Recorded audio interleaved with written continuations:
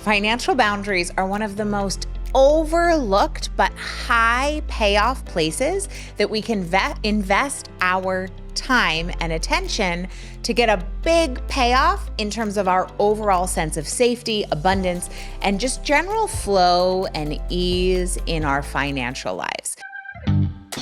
Welcome to Plenty. I'm your host, Kate Northrup, and together we are going on a journey to help you have an incredible relationship with money, time, and energy, and to have abundance on every possible level. Every week, we're going to dive in with experts and insights to help you unlock a life of plenty. Let's go fill our cups. We're going to talk about the energetics of financial boundaries today. Financial boundaries are one of the most overlooked but high payoff places that we can invest our time and attention to get a big payoff in terms of our overall sense of safety, abundance, and just general flow and ease in our financial lives.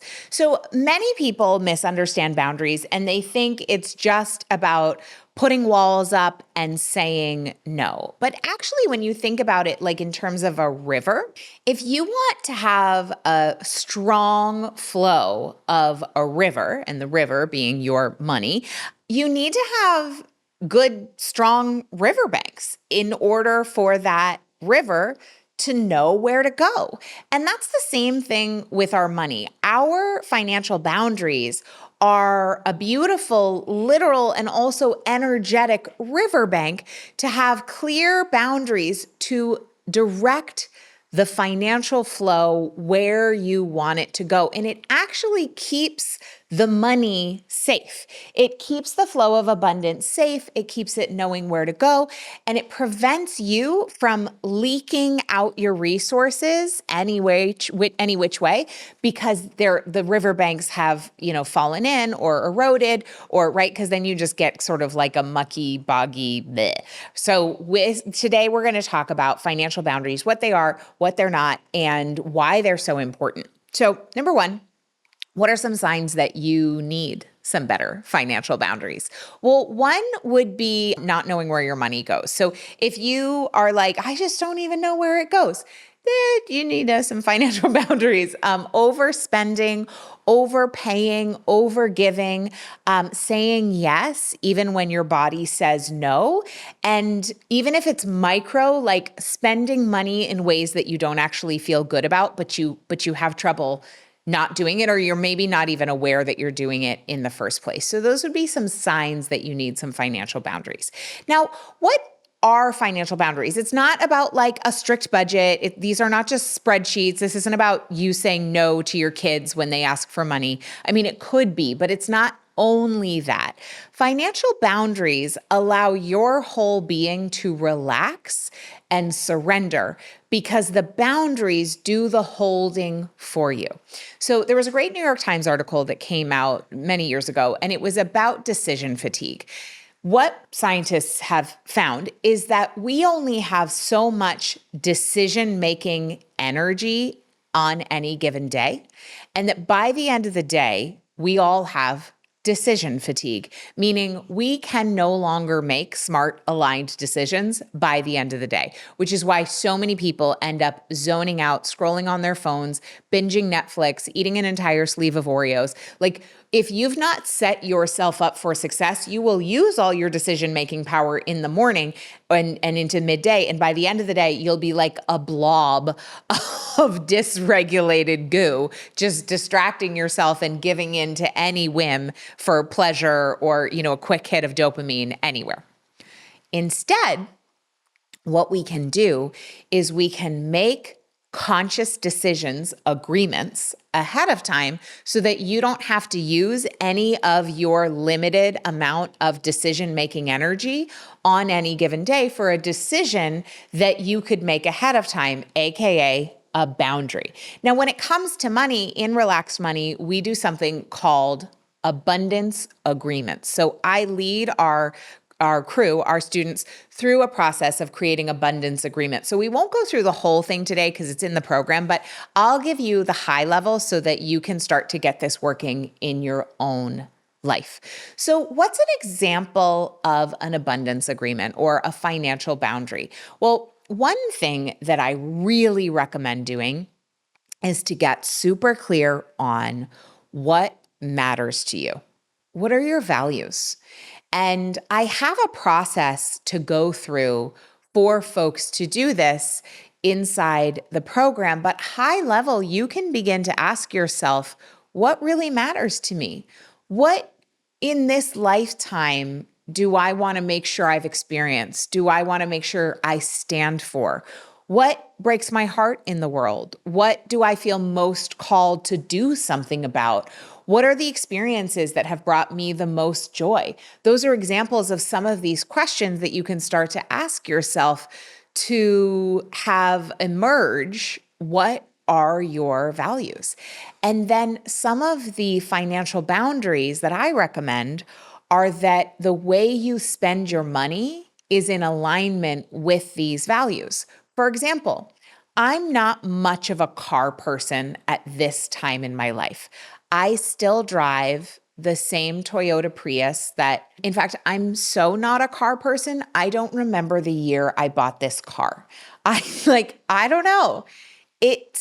We bought it cash, it's paid off. I have no car payment. And because I live in a walking neighborhood and because it's a Prius, I think I spend less than $20 a month on gas for this thing. So that's like my car experience. I'm like not into it, right?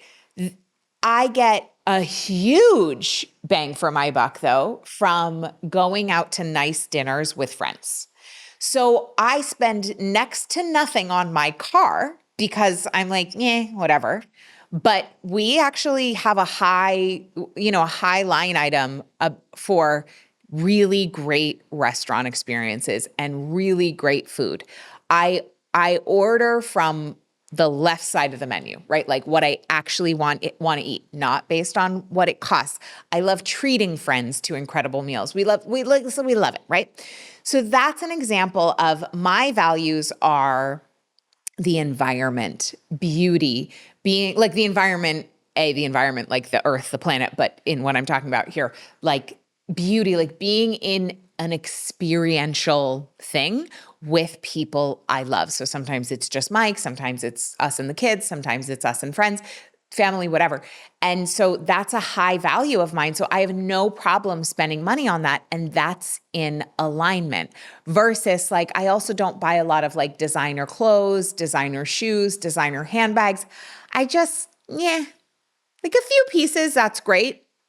Not a huge value of mine. Doesn't give me a big bang for my buck. So those are examples of how you could look at it. We often get ourselves sedated, honestly, by our hyper consumer commercial culture. And we're so inundated by commercial messaging, not just like watching commercials, because most of us don't watch commercials anymore, right, with streaming services and stuff, but it's everywhere from your Instagram feed to the way television shows and movies are scripted to it's subtle and explicit, right? We are just marketed to constantly with the false belief that if you buy something, it will make you better. Or that if you buy something, it will make you different. Or that if you buy something, it will relieve the existential angst of being human, which it will not, right? Like it ain't never gonna happen. That's an inside job. No amount of money you can spend is gonna do that for you. And so we need to awaken from our collective slumber and really say, like, what is money for? Right? That's the question that we're asking with financial boundaries. What is my money for? I have gone out here. I have likely worked for this money or received it in some way, and it is valuable. It matters. And so I'm only going to use it on that which matters. And if you want to go deeper into this topic, there's a great book that I've been reading called Work Optional, and I would highly recommend it for the chapter that goes deeper into this conversation around aligning your money with your values. Okay, so that's what really is important to understand about financial boundaries is like they are meant to help you to use your money for what it's for, as opposed to leaking it for what it is not for. So, how do we create these financial boundaries? Well, I would start with a sensation. Start in your body and start asking yourself when you're making transactions, when you're having money conversations with clients or a boss or a coworker or your spouse or whoever, like, how is this feeling to me in my body? Where do you have a sense of a no? How does that show up for you? And your human design might give you further information for this. I know that in my human design, my authority is a sacral authority, which means I essentially get a gut feeling of a yes or no viscerally, immediately in the moment. And when I second guess myself, I'm going against my human design. Now, for some people, they have an emotional authority. Like my husband, Mike, my business partner, he has an emotional authority. So his is not as strong of an instant knowing. He often needs to sleep on something and think about it for a little longer. There's different kinds of authorities. And I would, if I were you, I would look up your human design. All you need is your birth date and time. And then you can get your design and you can find out what is your authority. And that might really help you to know how to set financial boundaries. And so you can also say, like, when you're getting a financial request, how does this request land in my body? And also, is it making me feel expansive? Does it feel expansive in my body, or does it feel contracted? And that information can be so helpful to know for the future. Okay, what's a financial boundary that I need to have? So for example, I've been at this business a while now, since 2010. And I just know that I don't like to do one-on-one financial coaching, right? Like that's not my business model. I don't do one-on-one coaching. I am a one-to-many person. Now, sometimes we have opportunities where someone can win like a VIP session as a bonus and things like that, which I love to do. But as a general rule, my boundary is I do not do one-on-one sessions. Why do I know that?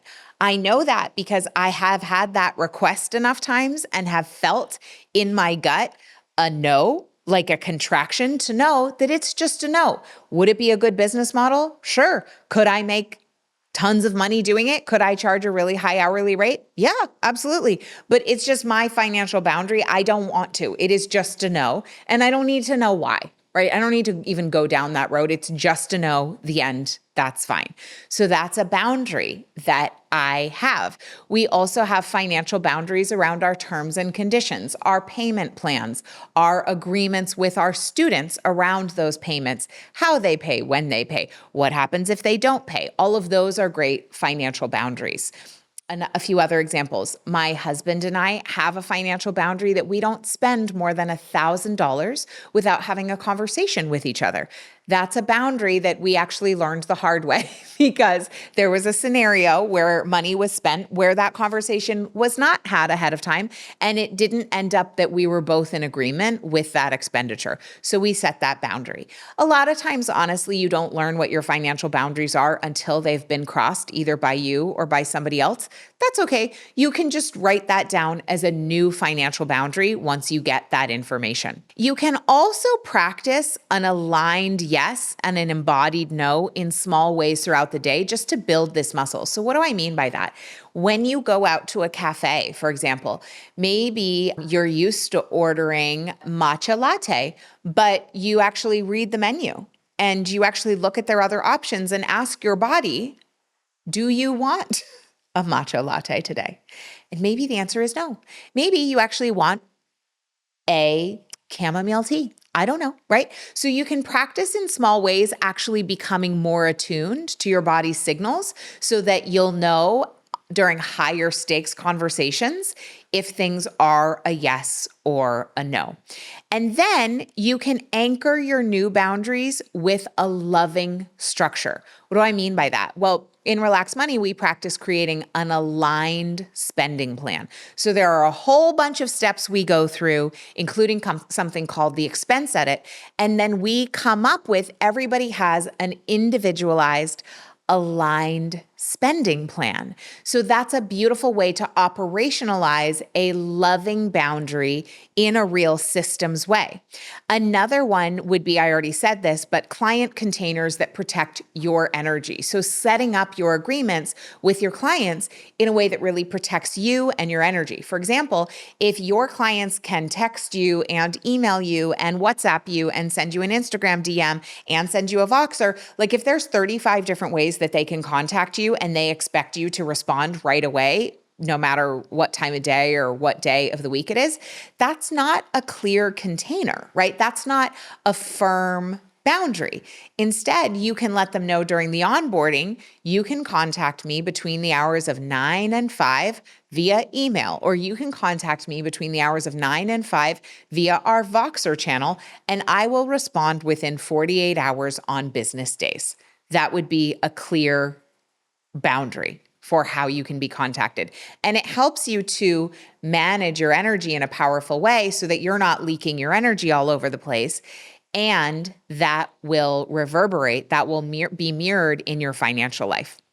And then also, another idea of a financial boundary is allocating the amount of money that you use for certain things. So a great example of this is like we don't want our housing cost to be higher than ideally 25% of our take-home income, at the very, very most 35%. So you don't want your rent or your mortgage to be higher than at the very highest 35%, but ideally not higher than 25%.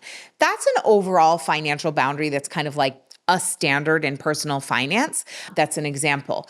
We have another financial boundary in our life that we take 5% profit off the top in our company. So rather than waiting until the end of the year to find out how profitable we are, we take the profit off the top because of the book Profit First by Mike Michalowicz, which I highly recommend.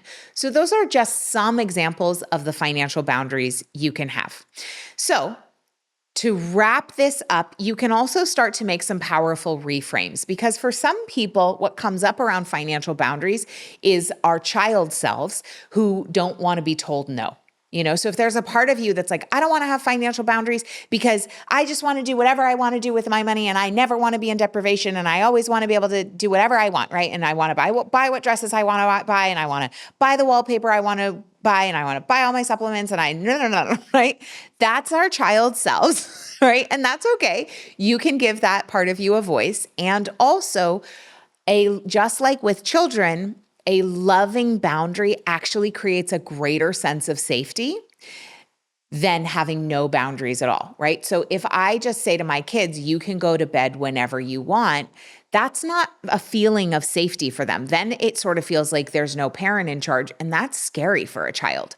There's actually a part of all of us that needs a financial boundary for a sense of safety, so that riverbank can guide us towards where we are meant to go, as opposed to the water just sloshing and leaking everywhere. So instead, saying no to misaligned expenses or client requests, remember that that's saying a yes to you.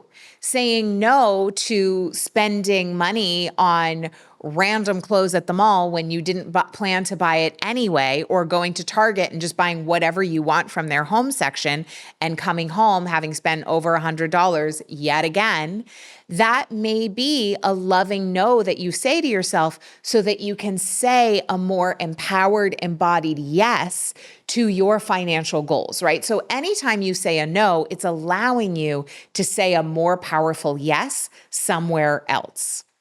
And then the final thing that I already said, but I just want to really take home, is financial boundaries do not limit your abundance. They actually increase your financial flow. So you want to ask yourself now, what financial boundary for you would help your nervous system feel more safe? Is it a boundary you need within your business or within your career, somehow in your job? Is it a boundary you need with yourself? Is it a boundary around spending, a boundary around saving, a boundary with your children, a boundary with a loved one, maybe with your spouse? What kind of financial boundary could you set today to increase your financial flow and increase your nervous system safety and increase the amount of energy you have left over from not having to make that decision at every single crossroads, and instead make the decision one time so that you don't have decision fatigue spill out all over your finances, and instead have clear boundaries that you've decided ahead of time so that you can have more flow and more ease. Thank you so much for listening. I hope this was helpful, and I will see you next time. What if managing money felt effortless? You've worked so hard to earn money, so why does it feel stressful? Well, I want to introduce you to something brand new that I've created called the Money Reset, because abundance starts in your body, not in your bank account. This free audio experience will help you rewire your nervous system for wealth, stop the money in, money out cycle, and create a foundation for true wealth, and relax into a new relationship with money. Plus, it comes with the 5-minute calm cash flow ritual, so you can have financial clarity and magnetism anytime you want. All you need to do to get the free money reset is go to katenorthrup.com/reset.